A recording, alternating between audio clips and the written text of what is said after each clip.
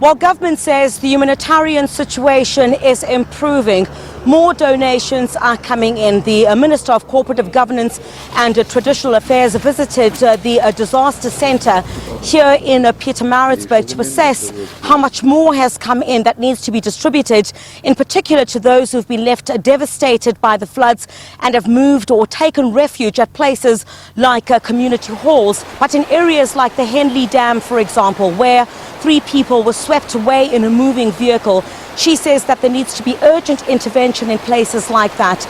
Bridges need to be built, and some of the infrastructure, road infrastructure amongst them, that have been left completely damaged in these devastating floods, is some of the urgent interventions that need to be made. There are arrangements for building bridges. Apparently, in the short term, they'll have to build 2 bridges in the narrower parts, because this part is too wide. In the long term, of course, there will have to be a bridge in this area. But we are worried in the sense that if it rains heavily upstream, somebody can cross thinking everything is okay, and then water can just sweep them away. So it's a worry, and we hope that we can find a solution quicker.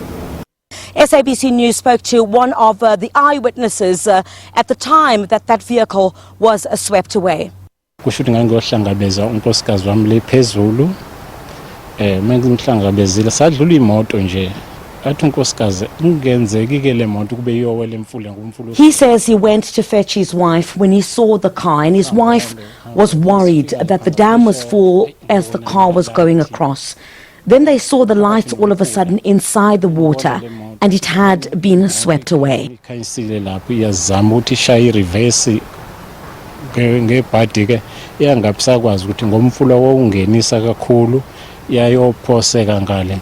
Well, the minister contends that a lot more still needs to be done.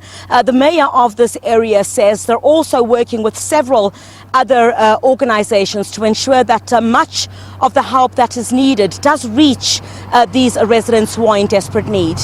We can indicate that when they were in shelters, they were properly profiled and they were followed where they were reintegrated into communities. We haven't had any complaints around the Umkungundlova about people not getting immediate intervention in terms of food, in terms of mattresses, in terms of even plastic sheetings where people's houses were leaking and all of that. Chriselda, SABC News in Pietermaritzburg.